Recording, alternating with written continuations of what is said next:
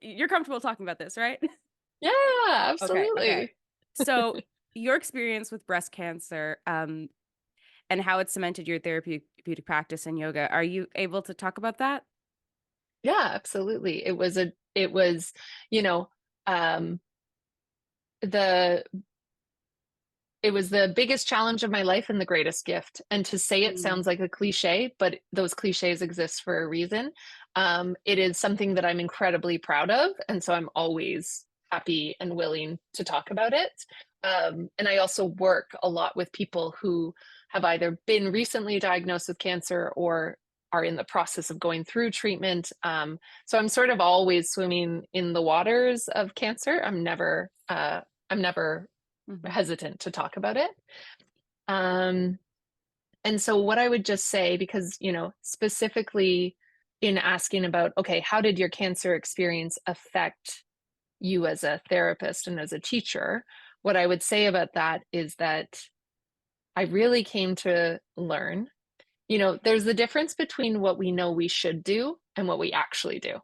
Mood. And like, it's Yeah. what I'll say too right off the bat is that cancer is something that I think people, even people who haven't lived through it, you tell them cancer and they go, everybody understands that there's a real profound nature to the potential for suffering Yeah. when you've gone through cancer. And I went through it all: diagnosis, surgery, chemotherapy, radiation. I'm in hormone therapy. Like, I'm Mm. still a cancer patient in many ways. Um, what I've come to learn from working with people is that everybody's suffering in their own way. Hmm. And I'll come to work with somebody who, maybe they are in perfect health, but they haven't slept properly in 4 years. And I see the level of effect that that has on them. And it's no more or less valid than my experience as a cancer patient. So I have a really good perspective, I think, on recognizing that it's like we're all struggling. This just happens to be the thing that I'm currently, facing. Hmm. And so that difference between what we know we should do and what we actually do is a very universal one as well. But for me, at least, what happened was I was lucky. It was very auspicious timing that I was going through this therapy training and Hmm. I was learning all these things. And then I got diagnosed, and it was like, oh, here's my opportunity to actually really put this into practice. And so it just gave me a chance to really embody these teachings. I received my diagnosis. I was actually in training when it happened. Oh, wow. I had gone for the biopsy and the test and everything and was expecting this follow-up call. And I stepped out to get the call from my doctor, fully kind of thinking she was going to be like, whoo, you're all clear. And instead it was like, you're not. And, I had my moment and I called my husband and we walked around and cried for a couple hours.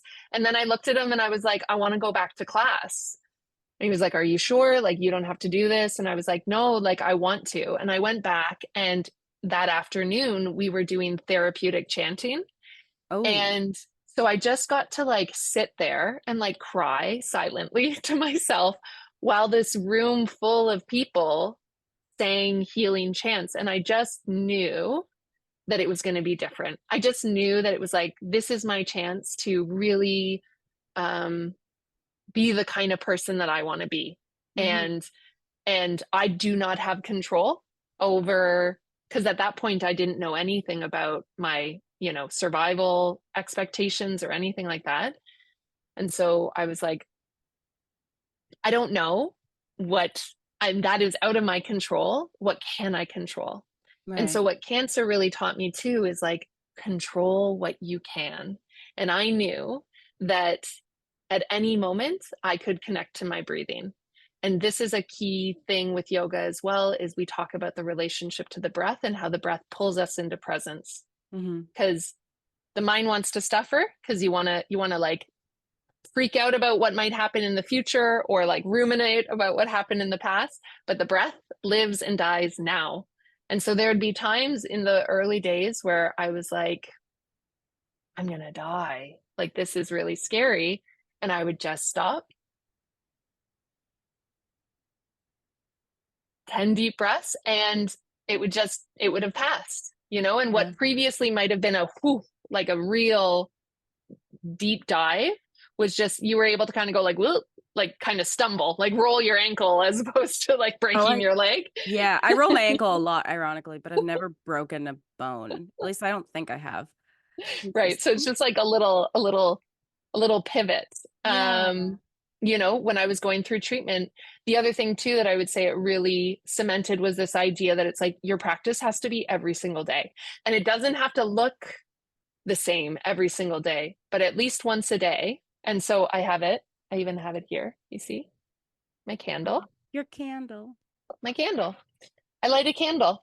And there were days where I was very, very sick. And all I could do was light a candle and take a breath and blow it out and go back to bed and be very, very sick. But I did. And so, the power of daily practice and committing to the things that you can control and trying to let go of the things you can't. I would say those were sort of like the two biggest lessons for me. And we do talk about in our presentations a lot how much having a routine can be very beneficial to your mental health. So I feel like that really like cements that further. Also the story about finding out and then going to a chanting thing. I don't know why that just felt like weirdly serendipitous. Like I felt like that was like you knew you needed that. That's right. If you want to hear more stories, don't forget to subscribe, comment, and like. To support more youth by youth-led projects, visit us at youthspeak.ca, where you can donate and spread youth mental health awareness. YouthSpeak Charity. Speak, inspire, change.